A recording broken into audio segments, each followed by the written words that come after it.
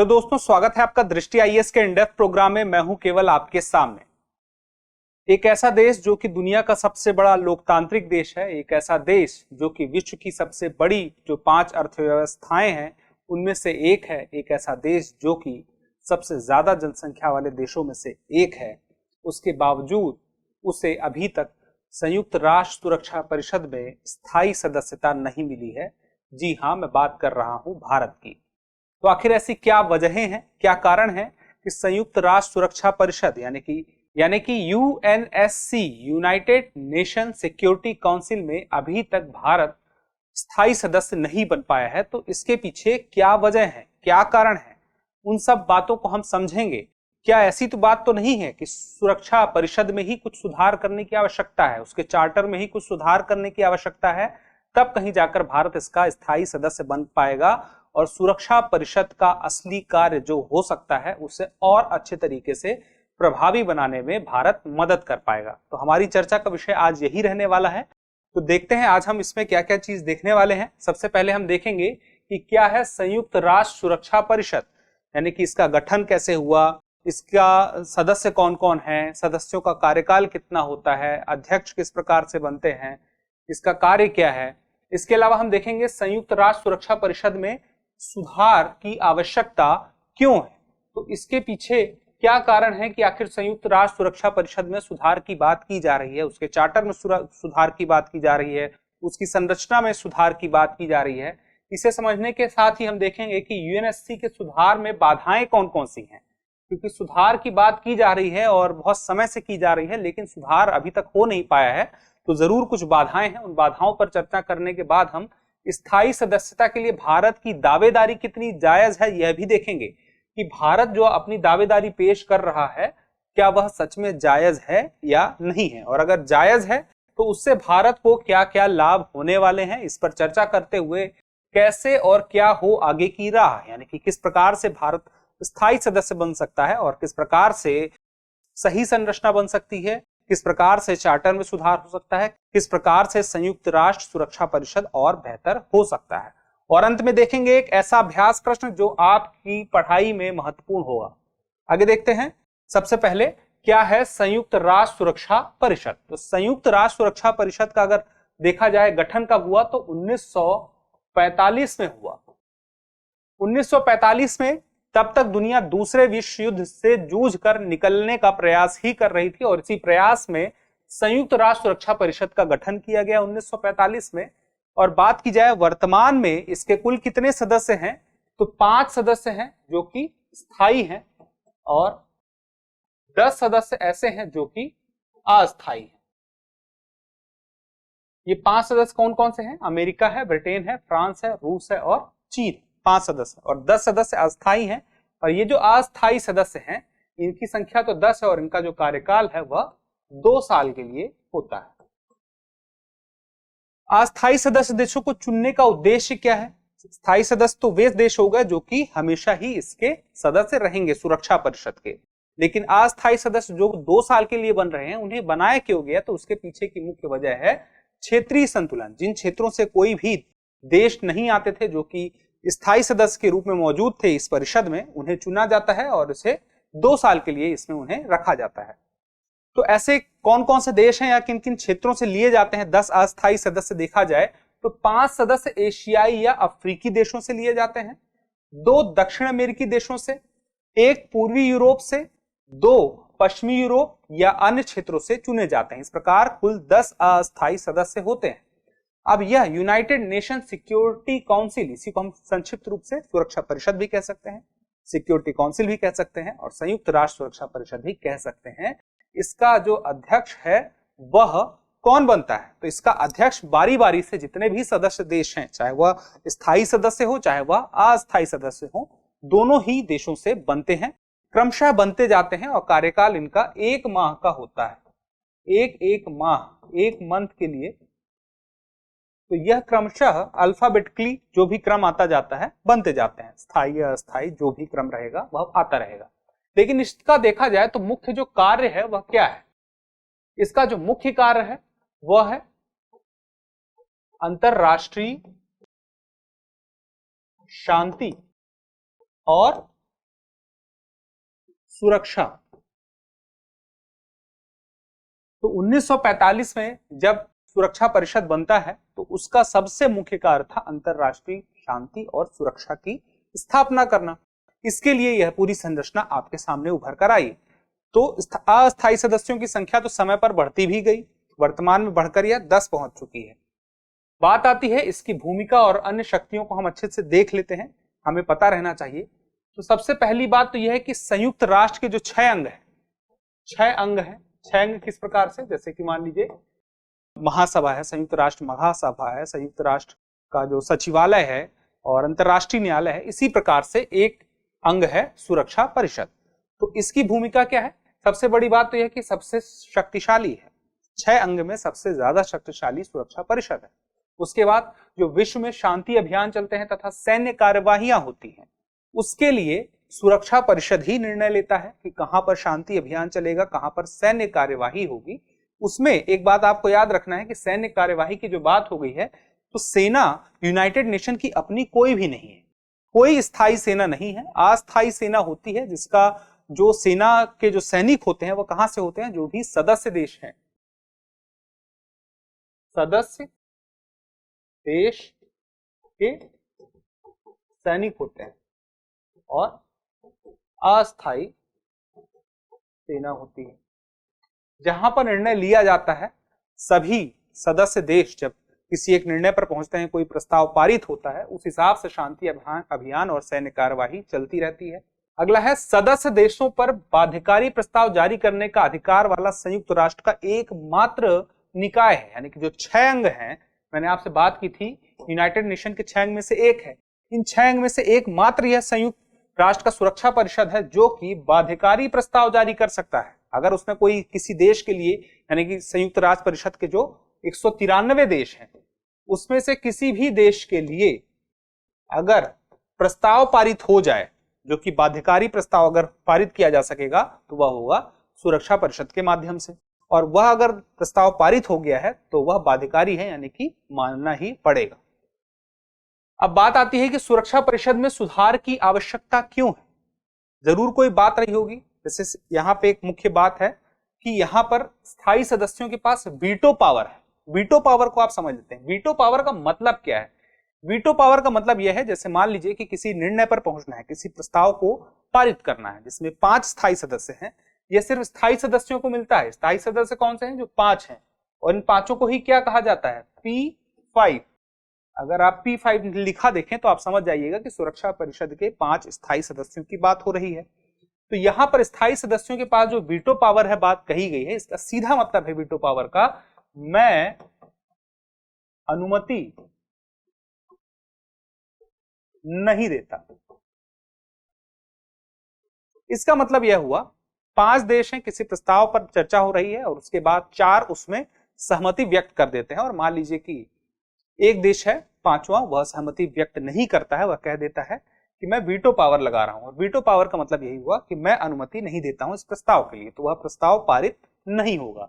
जैसे कि एक उदाहरण आपको देता हूं कि जो पाकिस्तान का एक आतंकवादी था मसूद अजहर, उसे लेकर के प्रस्ताव पारित करने की जब बात हुई सिक्योरिटी काउंसिल में, तो 4 देश तो मान गए, लेकिन 5वां जो स्थायी सदस्य देश है, कौन? चीन नहीं माना। तो उस वक्त मसूद अजहर को आतंकवादी अंतरराष्ट्रीय स्तर का घोषित नहीं किया गया। बाद में फिर चीन भी मान गया, तो उसके बाद वह प्रस्ताव पारित हो गया। लेकिन इस वजह से अगर आप देखिए तो अभी यूक्रेन वाले मसले पर, अभी जो यूक्रेन की समस्या चल रही थी, युद्ध चल रहा था, उसमें भी यही हुआ कि जो 5 देश थे सुरक्षा परिषद के, उन्होंने रूस के खिलाफ, 5 में से 4 देश थे जिन्होंने रूस के खिलाफ प्रस्ताव लेकर आए। चूंकि रूस खुद उसी सुरक्षा परिषद का एक हिस्सा था, तो उसने, वो भी स्थायी सदस्य था, तो उसने वहां पर वीटो लगा दिया। अपने खिलाफ आए हुए प्रस्तावों पर ही वहां जो देश स्थायी सदस्य के रूप में मौजूद हैं, वही वीटो लगा देते हैं। और ऐसी परिस्थिति में क्या होगा? ऐसी परिस्थिति में सीधे सीधे होगा यह कि जो भी प्रस्ताव था, और वह एक जरूरी प्रस्ताव रहा होगा, वह भी लागू नहीं हो पाता, पारित नहीं हो पाता। तो इसीलिए जरूरी हो जाता है कि आवश्यकता की बात की जाए। क्या कारण है कि इसमें आवश्यकता हो? सबसे बड़ा कारण यह है कि द्वितीय विश्व युद्ध के समय की भू राजनीतिक संरचना को दर्शाती है। यानी कि उसी वक्त में जो विजेता राष्ट्र थे, उनका प्रभुत्व ज्यादा था, तो उन्होंने इसमें अपने आप को अहम भूमिका दिलवाने में विशेष कार्य किया। इसी वजह से देखा जाए तो यूरोप का प्रतिनिधित्व जो है सर्वाधिक आपको दिखता है। 5% दुनिया की आबादी यूरोप में है, लेकिन प्रतिनिधित्व के मामले में सर्वाधिक आपको दिखेगा। उसके अलावा अफ्रीका का कोई भी देश सुरक्षा परिषद का स्थायी सदस्य नहीं है। तो एक तरफ एक बड़ी आबादी जो कि अफ्रीका महाद्वीप में है, उसका कोई भी नहीं है, तो यह अपने आप में एक असंतुलन की स्थिति है। उसके अलावा P5 को वीटो का जो विशेषाधिकार प्राप्त है, जिसके बारे में अभी मैंने चर्चा भी की थी कि मान लीजिए कोई भी देश के खिलाफ जो स्थायी सदस्य है उसके खिलाफ ही अगर कोई आ जाता है प्रस्ताव, तो वह क्या करता है कि वहां पर वह वीटो लगा देता है। उसके अलावा मान लीजिए कि भारत को किसी मामले में वीटो की आवश्यकता होती है, कहीं पे जरूरत होती है, जैसे कि रूस ने कई बार भारत की मदद की है वीटो का इस्तेमाल करके। भारत के लिए कहीं पे कोई नुकसान होने वाला था किसी प्रस्ताव में, तो रूस ने क्या किया कि भारत के लिए वीटो लगा दिया। लेकिन मान लीजिए किसी परिस्थिति में रूस वीटो ना लगा पाए, तो ऐसी स्थिति में भारत के लिए मुश्किल हो जाए, क्योंकि एक बाध्यकारी प्रस्ताव अगर पारित हो गया तो मुश्किल खड़ी हो सकती है। तो ऐसी स्थिति में जरूरी हो जाता है कि परिषद में सुधार किया जाए, और इस सुधार के क्रम में भारत का भी एक स्थायी सदस्य के रूप में नाम आए, यह भी जरूरी है, जिससे भारत अपने हित के लिए वीटो स्वयं भी लगा सके जरूरत पड़ने पर। साथ में सुरक्षा परिषद का जो विस्तार देखें, विस्तार तो होता है लेकिन अस्थायी जो सदस्य थे उनके लिए होता है। 1963 में हुआ था पहली बार, लेकिन अस्थायी के लिए हुआ था, स्थायी के लिए अभी भी नहीं हुआ है। इसलिए आवश्यकता है कि जो 5 सदस्य हैं उन 5 की संख्या अब बढ़ाई जाए। सदस्य राष्ट्रों की संख्या भी बढ़ी है। अब ये 5 सदस्य यहाँ तो वो तो फिक्स ही है इतने समय से, लेकिन जो सदस्य राष्ट्र हैं अभी वर्तमान में कितने यूनाइटेड नेशन में पहुंच चुके हैं, 193 पहुंच चुके हैं। तो ऐसी स्थिति में जरूरी हो जाता है कि अगर सदस्य देश जो कहीं 100 के आसपास थे एक समय पे, अभी 193 पहुंच चुके हैं, संख्या लगभग दोगुनी हो चुकी है, उसके बावजूद जो स्थायी सदस्य हैं वह उतने ही बने हुए हैं। ऐसे में कहीं पे किसी महाद्वीप में अगर कोई ऐसा देश ही नहीं जो स्थायी सदस्य का मेंबर है, तो यह असंतुलन की स्थिति हो जाएगी। तो इस स्थिति से निपटने के लिए आवश्यकता है कि कुछ सुधार किए जाएं, और सुधार में लेकिन कुछ बाधाएं भी हैं। वह बाधाएं किस प्रकार की है, जैसे मान लीजिए कि इस सिक्योरिटी काउंसिल यानी कि सुरक्षा परिषद में अगर सुधार करना है, तो सुधार करने के लिए किसमें सुधार करना होगा, चार्टर में सुधार करना होगा।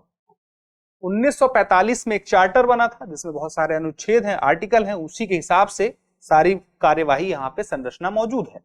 तो इस संरचना में बदलाव के लिए आवश्यक है कि चार्टर में बदलाव किया जाए। और चार्टर में बदलाव करने के लिए दिक्कत यह आ रही है कि सबसे बड़ी बात यह है कि स्थायी सदस्य किसी भी बड़े बदलाव के विरोध में है।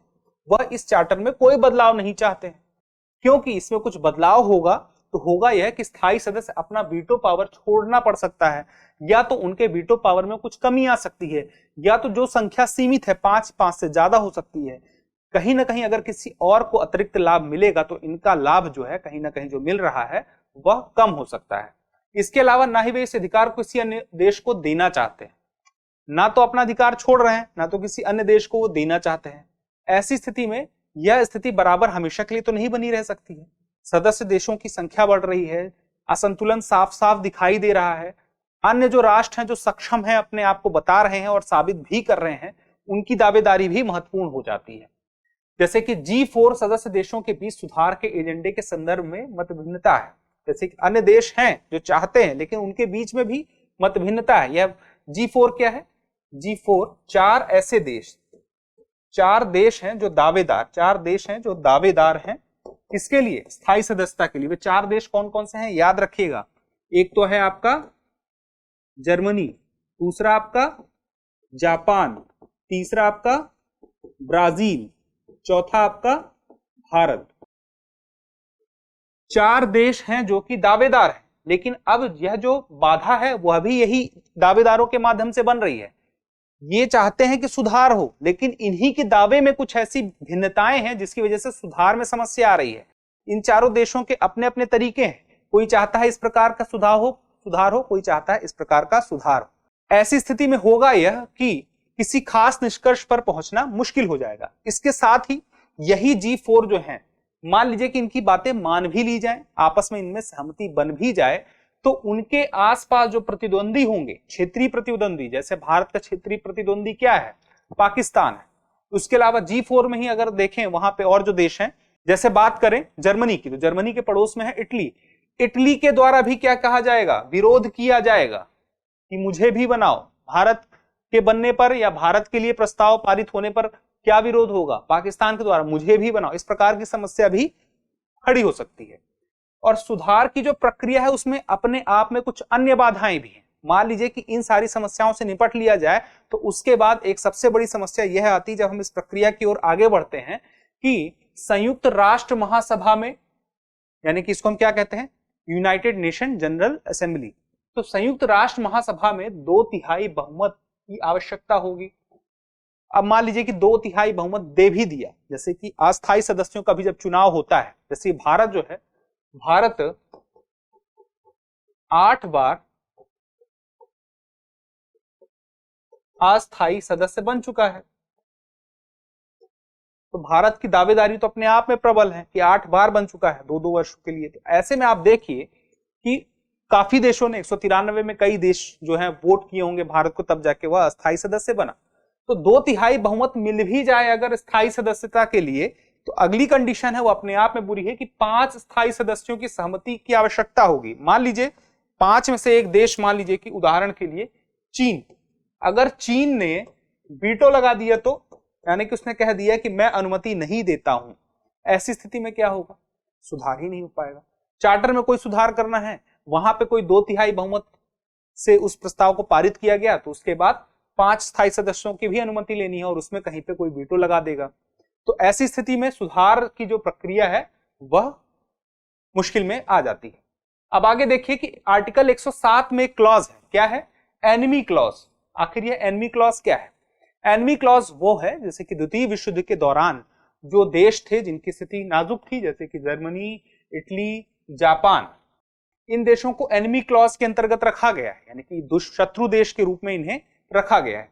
तो ऐसी स्थिति में जब चार्टर में ही लिखा गया है, इन्हें शत्रु देश के रूप में दर्शाया गया है, उल्लेख किया गया है, तो ऐसी स्थिति में विवाद बनेगा।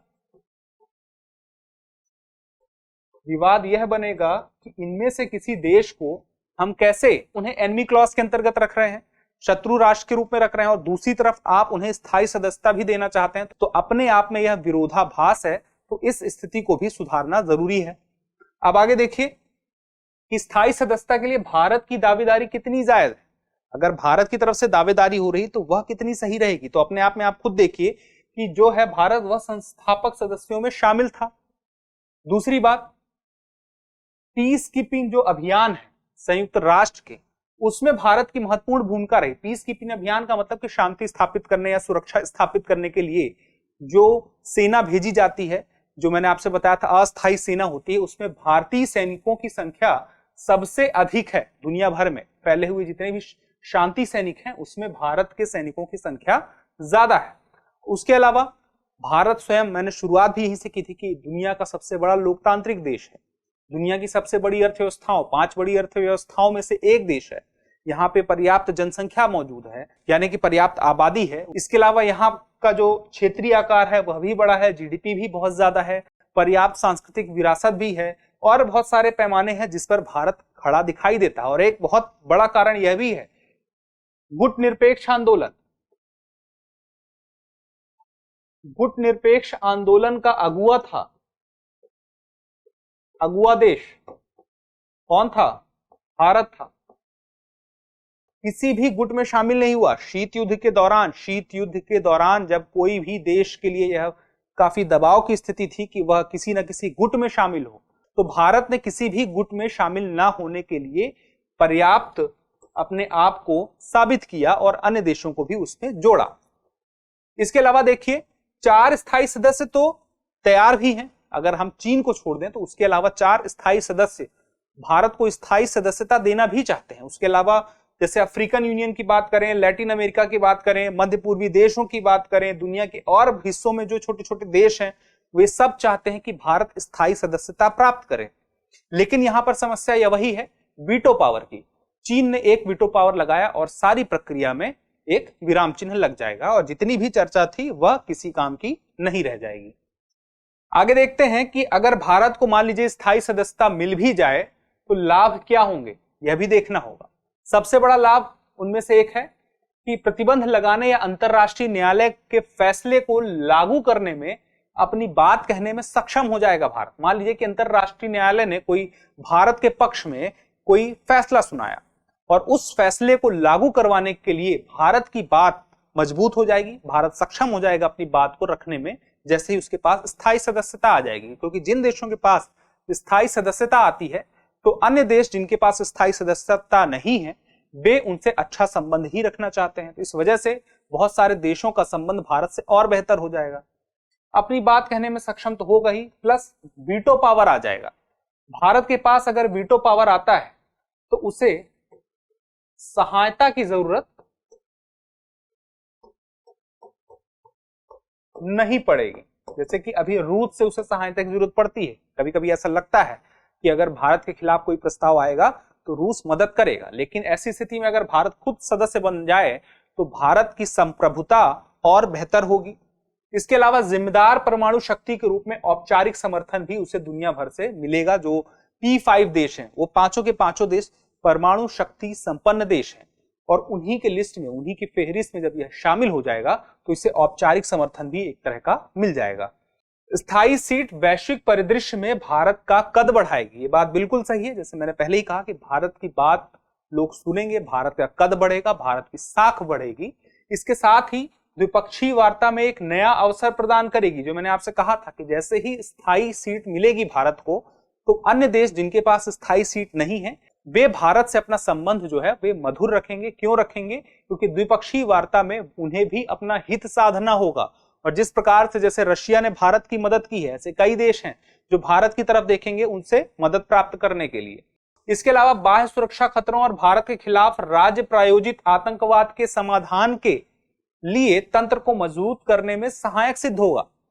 भारत के जितने भी खतरे हैं, आंतरिक के अलावा बाह्य खतरे भी जितने हैं, उनसे भारत अपनी स्थिति को और बेहतर कर सकेगा, अपने आप को और बेहतर सुरक्षित रख सकेगा, अपने देश को, अपने देश के नागरिकों को भी। साथ ही चीन का प्रभुत्व कम होगा। हिंद महासागर और दक्षिण चीन सागर में जहां पर चीन का प्रभुत्व अभी मौजूद है, जैसे ही भारत को स्थायी सदस्यता मिलती है तो चीन का प्रभुत्व अपने आप स्वतः ही कम हो जाएगा। लेकिन यहां पर बात आती है कि आखिर कैसे और क्या हो आगे की राह। तो यहां पर दो मुख्य बातें हैं जिनके लिए आगे की राह हमें देखनी होगी। पहली बात क्या है? पहली बात यह है कि चार्टर में सुधार, यानी कि इसमें संरचना में सुधार की बात भी कही गई है। और दूसरी बात कौन सी है? दूसरी बात है भारत की स्थायी सदस्यता की। तो इन दो चीजों के लिए क्या हो आगे की राह? तो पहली बात तो ये कि यूएनएससी जो था सीरिया, यूक्रेन आदि में संघर्षों से निपटने में अप्रभावी रहा। इसका सीधा मतलब यह है कि यहां पर यह बात जग जाहिर है कि यूएनएससी अगर अपना काम अच्छे तरीके से नहीं कर पा रहा है तो जरूर उसमें सुधार की आवश्यकता है, उसमें संरचना में परिवर्तन की आवश्यकता है। क्योंकि प्रभावशीलता और विश्वसनीयता को बनाए रखने के लिए यह जरूरी है कि यह बदलाव किए जाएं। तो इस बात को अगर हम संयुक्त राष्ट्र महासभा में अच्छे तरीके से कह सकें, जैसे हाल ही में संयुक्त राष्ट्र महासभा की चर्चा हो रही थी, तो इन मुद्दों पर ज्यादा से ज्यादा देश सहमत हो सके तो बेहतर स्थिति में हम पहुंच सकते हैं और सुधार हो भी सकता है। इसके लिए कुछ सुझाव भी हैं। जैसे कि एक सुझाव यह आया था अंतरराष्ट्रीय स्तर पर कि अर्ध स्थायी सदस्य बनाए जाएं। कुछ ऐसे देश चुने जाएं जिन्हें कुछ समय के लिए, यानी 8 से 10 साल के लिए अर्ध स्थायी सदस्यता दी जाए। इस अर्ध स्थायी सदस्यता में समस्या यही थी कि 8-10 साल बाद फिर उनका चुनाव होगा। अगली बात आती है परमानेंट सीट और परमानेंट मेंबरशिप में से एक के चुनाव करने की। अभी हाल ही में जो बिडेन ने, जो अमेरिका के राष्ट्रपति हैं, उन्होंने कहा था कि कुछ क्षेत्र हैं उसके लिए परमानेंट सीट बनाई जानी चाहिए। जैसे कि मान लीजिए कि अफ्रीका से किसी देश को हमेशा अफ्रीका से एक सीट सुनिश्चित कर दी, अफ्रीका महाद्वीप से, कि कोई एक देश होगा जिसके लिए परमानेंट सीट रहेगी, लेकिन वह देश बदलते रहेंगे। जैसे कभी किसी देश को बनाया, कुछ समय बाद दूसरे देश को, देश बदलते रहेंगे लेकिन अफ्रीका से एक सीट स्थायी हो जाएगी। यानी कि क्षेत्रीय संतुलन के लिए जो अभी अस्थायी सीटें थी उसमें क्या किया जाएगा कि स्थायी सीट बनाई जाएगी किसी खास क्षेत्र के लिए और उसमें देश बदलते रहेंगे। लेकिन वहां पर परमानेंट मेंबरशिप की बात नहीं की गई है और साथ में यह भी नहीं कहा गया है कि वीटो पावर वीटो पावर मिलेगा या नहीं। मतलब यह भी कयास लगाए जा रहे हैं कि जो देश हैं जो कि P5 हैं वे नहीं चाहते हैं कि वीटो पावर मिले। अगर हम सीट दे भी दें, कुछ ऐसी सीट परमानेंट सीट दे दें या परमानेंट मेंबरशिप भी दे दें, तो हम वीटो पावर ना दें, लेकिन पूरा प्रयास यह है उनकी तरफ से कि परमानेंट सीट दी जाए, यानी कि क्षेत्रीय संतुलन स्थापित करने के लिए देश बदलते रहे, क्षेत्र निर्धारित कर लिया जाए, वहां से सीट निर्धारित कर ली जाए। लेकिन भारत यह चाहेगा कि परमानेंट मेंबरशिप हो तो यह ज्यादा बेहतर है, क्योंकि इसके साथ वीटो पावर स्वतः ही उसके पास चला आएगा। इसके साथ ही जो मुख्य बात है वो हमें जानना जरूरी है कि राष्ट्रीय हित सर्वोपरि होता है। राष्ट्रीय हित सर्वोपरि के लिए एक अंतरराष्ट्रीय राजनीति में एक शब्द चला है जिसको हम कहते हैं रियल पॉलिटिक। रियल पॉलिटिक का मतलब यह है कि आदर्श की बात या नैतिक बात के अलावा एक मुख्य बात होती है व्यवहारिक बात। तो हमें व्यवहारिक बात पर ज्यादा जोर देते हुए आगे बढ़ना चाहिए। इसे क्या कहा जाता है? Real politic. उसके बारे में यहां पर लिखा भी है, आप चाहे तो देख सकते हैं कि नैतिक या वैचारिक विचारों के बजाय व्यवहारिक पर आधारित राजनीति या सिद्धांतों की एक प्रणाली है जिसे कहा जाता है रियल पॉलिटिक। तो रियल पॉलिटिक की बात करें तो इसमें मुख्य बात क्या है कि राष्ट्रीय हित सर्वोपरि हो जाता है, देश का हित और देश के नागरिकों का हित। तो यह तभी संभव है जब भारत इसका सदस्य बने। तो भारत के सदस्य बनने के लिए भारत को अपनी राह आसान करनी होगी, दुनिया भर के देशों से अपने लिए एक नैरेटिव तैयार कराना होगा कि भारत सच में सक्षम राष्ट्र है, और इसके लिए सुधार के लिए जो भी प्रयास हैं वह अकेले नहीं हो सकते हैं, बहुपक्षवाद का सहारा लेते हुए, अन्य देशों का सहारा लेते हुए ही उस लक्ष्य तक पहुंचा जा सकता है। तो क्या है आपकी राय? आप चाहें तो कमेंट बॉक्स में बता सकते हैं। साथ में अब देखते हैं हम अपना अभ्यास प्रश्न। तो अभ्यास प्रश्न है, निम्नलिखित में से कौन सा देश G4 का सदस्य नहीं है? आपके ऑप्शन है ब्राजील, इटली, भारत और जापान। अपना उत्तर आप कमेंट बॉक्स में देना ना भूलिएगा। जल्द ही मिलते हैं किसी नए वीडियो में किसी नए टॉपिक के साथ में। तब तक के लिए स्वस्थ रहें, मस्त रहें और पढ़ते रहें। धन्यवाद।